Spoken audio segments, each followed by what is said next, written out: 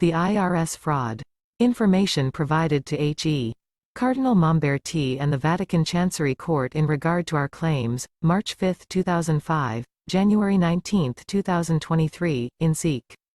The perpetrators of all this crime against the people of this country and many other countries have consistently used courts as debt collectors, but they faced a dilemma. The administrative, Admiralty, and Commercial Maritime Courts they had available to them as part of their legitimate functions as subcontractors of our American government, were never designed to address people, and the forms of law they practiced were not designed for people, either. So, as we have seen, they have unlawfully converted the identity of people and impersonated them as things, persons. We have been denatured and redefined and impersonated as estates, public transmitting utilities, special purpose vehicles, for-profit business corporations, and of course, taxpayers, otherwise known as warrant officers in the British Merchant Marine Service, charged with collecting tariffs and excise taxes on seamen's wages for the British monarch, and all without our knowledge.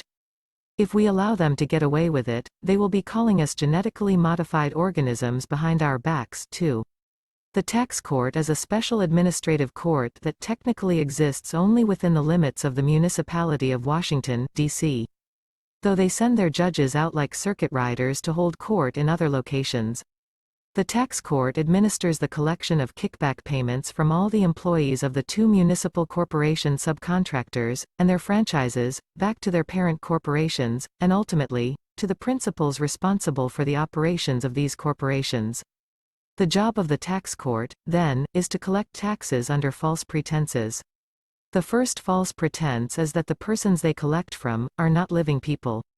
Most often the living people they collect from aren't federal employees of either stripe, and have no federally connected income, so there is another false pretense applied. The assumption that everyone is in some way or another, a dependent of the federal corporations. The Internal Revenue Service, Inc., which collects the federal income tax from the military, and the municipal IRS, INC, which collects from everyone else, are foreign, private, for-profit collection agencies. They are not associated with our American government in any way, but like other such agencies, they deceitfully present themselves to the people of this country as if they were part of our government, and also as if they had authority to address our people, when they do not. The Internal Revenue Service, Inc., collects an excise tax on the wages of all British seamen, including the taxpayers, the officers charged with collecting this tax, and who then, subsequently, pay this tax back to the British monarch. The IRS, INC, collects a gift and estate tax levied on the receipts of all the other persons that are merely presumed to exist. Both of these organizations regularly misaddress rank and file Americans who have nothing to do with their operations and not a penny of federal income. Both organizations abuse the mail services to do this dirty work. They deceitfully present their bills as if they are coming from the United States Department of the Treasury, which, as we have seen, is a trademark belonging to our American Federal Republic subcontractor, the assets of which were illegally and unlawfully seized upon and sold in 1924, with no notice to us, and which is now a trademark being abused for purposes of fraud by the International Monetary Fund. Both of these organizations, the Internal Revenue Service and the IRS, got their start as the Inquisition of the Roman Catholic Church. The then popes began this collection, which they called Peter's Pence, in the early 1100s. It was a special collection to help defray the costs of the Crusades.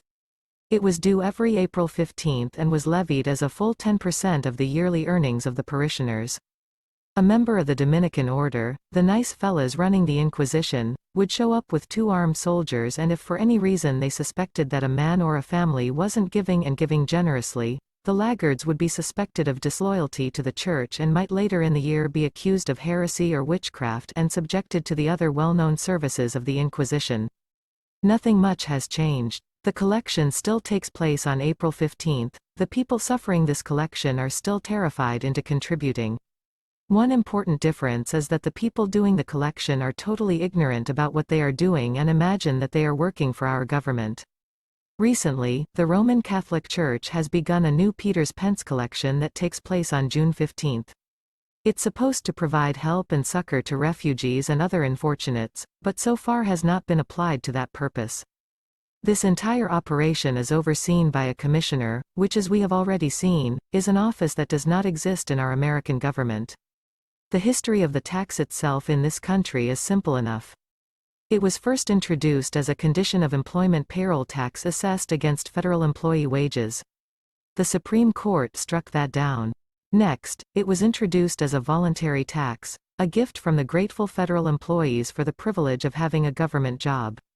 The Supreme Court couldn't do anything about a voluntary tax, and so the old evil gained a foothold in this country, though Title 26, the so-called Internal Revenue Code, was never enacted as positive law and the agents were never empowered to carry guns. What began as a gift tax from federal employees and always misrepresented as being voluntary ever since, has morphed into one of the most expensive, brutal, and misadministered tax systems in the world. The general population largely evaded federal income tax for the simple reason that most people have no federal income in the first place, until the Second World War, when it was redefined as a special victory tax. American workers were asked to contribute an amount equal to the deductions taken out of federal employee wages as part of the war effort, and millions of Americans signed up. This tax was supposed to sunset upon the end of hostilities which, most people agree, happened in September of 1945, but the Internal Revenue Service, Inc. and IRS, Inc. kept right on collecting from the rank-and-file Americans anyway. The guilty territorial Congress neglected to repeal or set an end date for the victory tax once victory was achieved. At the time, it was a rather trivial amount and nobody cared much about an extra $2 a week taken out of their paychecks to support the government.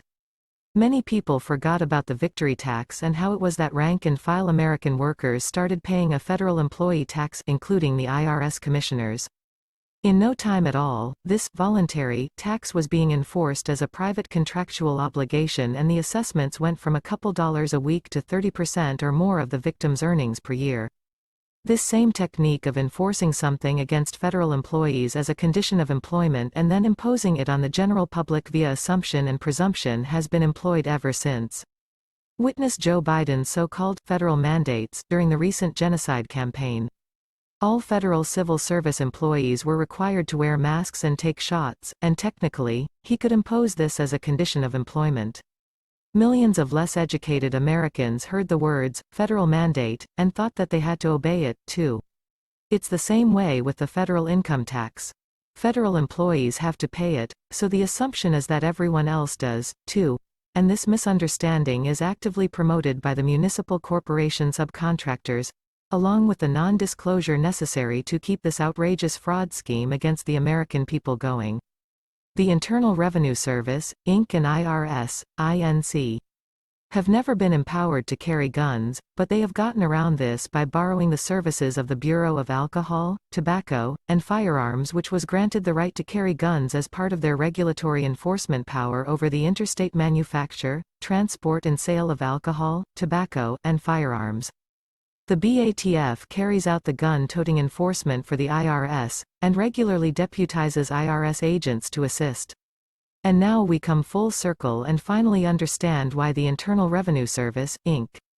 IRS, Inc. creates these coded master files, making up wild fictional stories about each and every American, and we also understand why in every case these false narratives picture the victim in some shady business involving alcohol, tobacco, or firearms. They do this to secure armed enforcement power never granted to the Internal Revenue Service, IRS, and they flat out lie to justify the involvement of the BATF. Over time, this same false master file system has been used to promote money laundering, as income from other illegal and immoral and unlawful activities has to be accounted for somehow, and the earnings of all these phony persons, purportedly operating offshore and engaged in federally regulated activities, provide a convenient false accounting system for other criminal purposes, too. Many Americans have been amazed to receive bills from the Internal Revenue Service or IRS saying that they owe millions of dollars in unreported or back taxes, when their total yearly earnings, being misrepresented as income, are less than $30,000 per year. Every year, millions upon millions of Americans are misaddressed as taxpayers, and are sent bills in the mail, demanding payment of this voluntary tax, and being threatened with seizure of their homes and businesses and even jail time if they don't pay up. when the fact is that they don't have any federal income and don't owe any federal income tax. They've been fooled into signing a 1040 form under conditions of deceit and non-disclosure, and that not only creates a contract agreeing that they are a taxpayer, that is, a British merchant marine warrant officer, but subjects them to the penalties of perjury pertaining to such an officer as well. Those penalties are exacted under Admiralty law and they are extremely severe. Every year we receive nightmare reports of innocent Americans having their property confiscated by these vermin and being thrown in jail and coerced to contract with them. Despite our objections to the local magistrates and corporation officials in both the district and municipal organizations, these practices continue. The nature of this entire system is a coordinated kickback scheme and racketeering operation carried out by the Municipal Corporation Subcontractors and their franchises and agencies is apparent. We wish for both the Internal Revenue Service, Inc. and IRS, Inc. to be shut down as organized crime syndicates engaged in racketeering and extortion on our shores. We wish for the credit that has been unlawfully obtained from Americans who were not in receipt of federal income to be returned to the victims of this scam. We wish for all prosecutions based on this system to stop and be released without further comment. We wish for repayment for all the American physical assets illegally and unlawfully seized upon and confiscated under force of these deceits and under color of law. We wish for every American who spent time in jail over federal taxes they didn't owe, to be liberally compensated for their time, suffering, and damage to their personal and business reputations. We wish for the IMF or whichever corporation now holds the trademark for the United States Department of the Treasury, and all or any similar names and trademarks, to cease and desist using them. These trademarks belong to the departments of our federal republic and nobody and nothing else has any valid claim to them.